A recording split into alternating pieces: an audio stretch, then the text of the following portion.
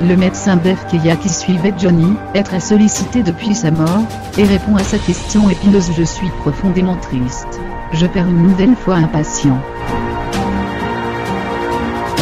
Pour un médecin, ne pas réussir à guérir est très dur, confie le professeur David Keya, ce vendredi 8 décembre 2017 dans Le Parisien. Le chef du service d'oncologie médicale de l'hôpital de la Pitié-Salpêtrière était l'ami de Johnny Hallyday avant de devenir son médecin. Depuis la mort du rocker, dans la nuit de mardi à mercredi, David Keya racontait la force dont a fait preuve Johnny dans son combat contre le cancer du poumon. Je connaissais Johnny Hallyday depuis déjà de longues années.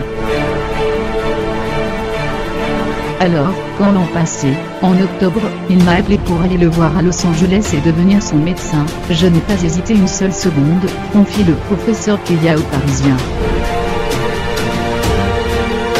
Sa mission, outre soigner Johnny, était aussi de lui permettre de vivre comme il l'entendait et donc de pouvoir monter sur scène pour la tournée des Vieilles Canailles. Cette série de concerts n'a pas aggravé l'état de santé du chanteur, bien au contraire. Pour Johnny, comme pour n'importe quel malade, le travail, s'il est voulu, n'est pas un facteur aggravant. Il permet au contraire de rester inséré dans la société. Pour lui, c'était capital. Et pour Johnny, en dehors de sa famille et ses amis, il n'y avait bien que son public. En novembre, après une détresse respiratoire, Johnny Hallyday a été brièvement hospitalisé à la clinique Bizet.